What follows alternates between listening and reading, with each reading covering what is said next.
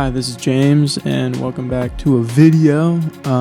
This one is about where to find new music and where and why people are promoting music on specific platforms and kind of what that entails. Now, I was kind of weirdly enough inspired to make this video after seeing a Gary Vee short talking about promoting anything on Snapchat Spotlight. And I was so flabbergasted at the idea of finding that to be a good idea because the numbers are high there. Now, Gary Vee to me, I don't view him as like a demonstrable negative or a demonstrable positive. He's like kind of a net neutral to me. If he inspires you to do stuff, that's great. But I don't know. He's also been wildly wrong about many things. Like when he went all in on NFTs, the way he talks about crypto and AI sometimes, stuff like that. And I don't really pay that much attention to him, but he kind of it pervades anyone's feed, you know. He's one of those sort of figures. And what struck me about what he was saying was he failed to understand the core reason of why you promote on a platform. Obviously, numbers matter. I don't want to pretend like if you reach more people that it's a bad thing. Obviously, your goal usually when marketing something is to reach more people. However, it matters who you affect and who you leave an impression on in terms of who has the most cultural impact. And I'm going to be honest, I don't see any of the key cultural tastemakers scrolling on Snapchat Spotlight. Now, maybe I'm wrong, but I doubt that like the 12-year-old or 11-year-old kids scrolling on Spotlight, that's the only people I would imagine scrolling there. Maybe young people, like as in people younger than 12, maybe people older than 40 might. I don't know. Those are people I'm kind of out of touch with. But regardless, those are people that aren't considered to be like the cultural tastemakers. Generally speaking, that's applied to people, usually people around like, what is it, like 13 to 30, kind of around that range, because that's the range where people usually are trying to like impress because they're young, but they're still like mentally competent enough to like process art a certain way and to promote something.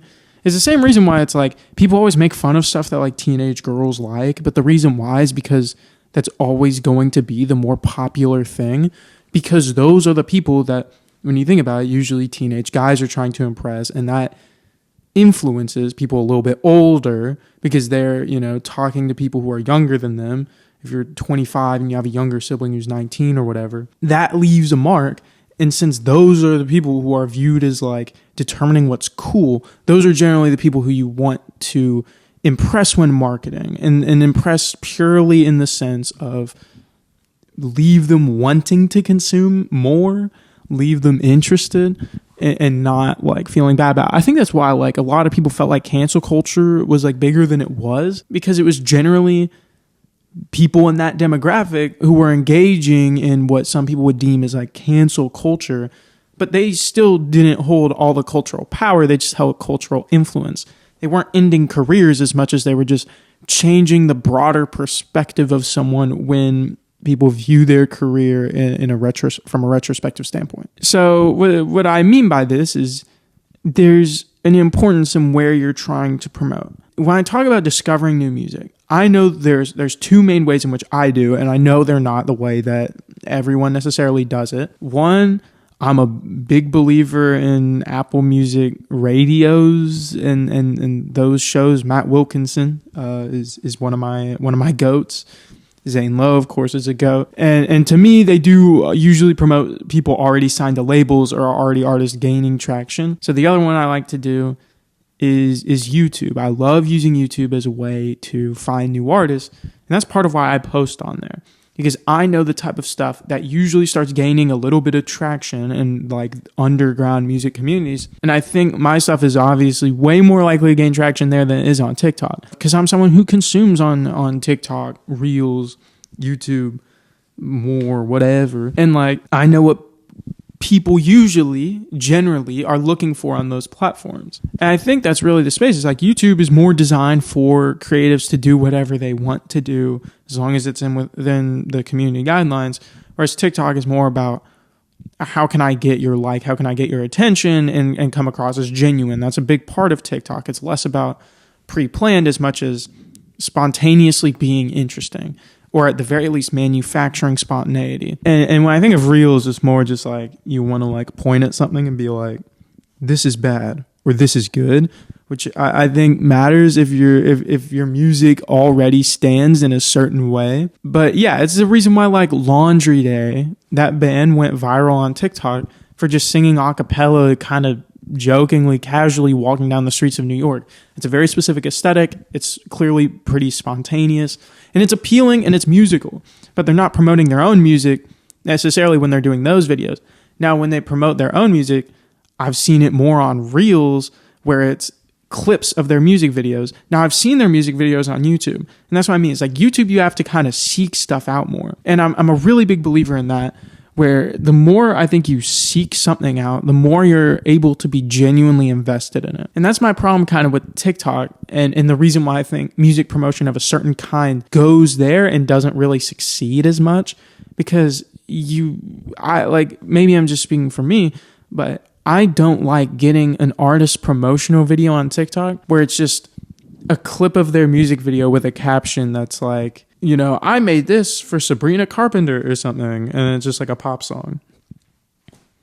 What am I supposed to do with that? Like, that's the least motivating thing to me ever, is if someone makes a promotional video and they say, I wrote this song for this person, but I decided I'd make it instead, or whatever. Like, I just make the song of the summer. Like, I did like an ironic thing. I promoted an instrumental song by making like the worst video I could of me playing the song on like my notes app with like AI voices reading, is this a song of the summer? And like, I got legit hate on the video. I thought it was funny, but yeah, like I mean, it's something to make fun of. There's almost probably going to be like a pastiche of it where we're going to get artists like ironically promoting their album in that way, because it feels like an older person's telling someone like, this is what people like on TikTok, when it's like, people don't like that on TikTok. They just don't. And especially not the cultural tastemakers. There's a reason why like Chapel Roan went so viral among the demographic that's considered cultural tastemakers on TikTok, because people found her older videos of her talking to like her mom about stuff, or just like doing something goofy, telling a weird story. That's appealing to those people as of, 2 years ago. And I'm sure now it's also changed a little bit, but that's why it's like, you have to keep in mind who the cultural tastemakers are and where they are. And it's the reason why it's like, yeah, Snapchat, you're not going to find that. That's the reason why people don't promote stuff on there. It's not because there isn't an audience. There's an audience everywhere now. There's no platform that doesn't have an audience. But for that reason, I'm not going to be posting on YouTube Shorts like that as much as I would be on other platforms necessarily. And it's the same reason why it's like artists don't really do stuff on Twitter anymore. Like, Twitter as a platform sucks. It's still popular. You have to deny reality to act like there's no cultural influence of Twitter, but it's not the tastemakers.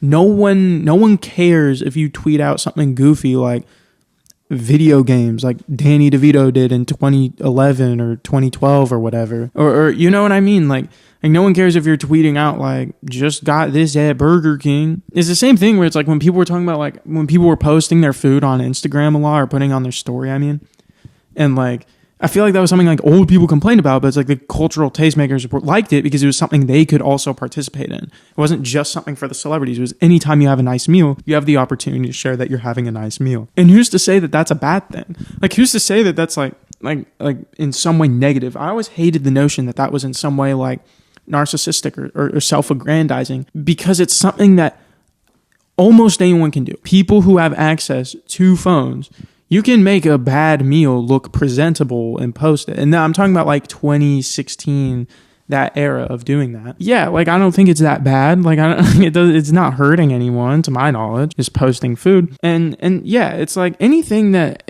appeals to a cultural tastemaker has a reason for it. It never just happens without any sort of reason. It's because there's something that appeals to that generation at that specific time in their lives. It's also why, like, I think Juice WRLD and XXXTentacion were as big as they were. They're kind of different sides of what I'm going to call like emo rap. And like, in the sense that they don't do the same thing at all. They didn't do the same thing. But at the same time, they still appealed to young people around the same time. X, I would say, a little bit earlier than Juice. But At the same time, they both kind of reached their peak popularity in like 2018. And it's really strange because it's like that was so pervasive to, I would say, the earliest age for like cultural tastemakers, kind of people in that like early high school, middle school, you know what I mean? Like range. And it wasn't getting like critical respect.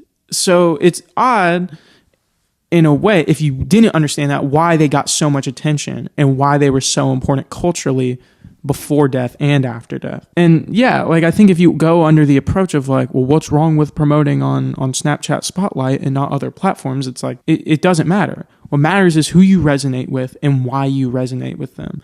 And like, I know I'm saying this as someone who doesn't have any real traction online, you know what I mean? But it's like, I don't think it takes like a genius with like, a master's in marketing or something to talk about that, you know? That's the whole point, is that if the whole goal to appeal to these people is to come across as earnest and genuine with what you're doing, and it's like, why not promote on YouTube? Why not promote on somewhere where you know the audience? Now, yeah, if you're trying to promote to, 10-year-olds who just got Snapchat for the first time, sure, post on Spotlight. That might really work for you. But it's just not where a majority of people who what they consume is going to affect a majority of the people. And in regards to just music discovery in general, I will say I've gotten more out of YouTube in the last year than maybe any other platform. I guess Apple Music, maybe a little bit more. But I will say, like, just always having your eyes open. Watch music videos and see what's in the recommend. You'll find stuff with like 500 views that are like legitimately great. You'll also find stuff that's some of the worst music you've ever heard. But I'll take that risk because I know that there's someone who might click on one of my videos who's seeing the same thing. A song with 100 views, and they're like, why would I click on this? But I'm just saying, click on it. It won't hurt. It won't hurt. Worst case scenario, it's bad and you click off after 5 to 20 seconds. It's not a lot of time. That's like one TikTok. You know what I mean? Whereas scrolling TikTok is like, if I'm trying to discover something, I have to scroll through all this stuff because I'm not going to search on TikTok for new music. I'm never doing that. Allow what's recommended to be good, if that makes sense. Because we all know you're going to get a lot of slop in your recommended.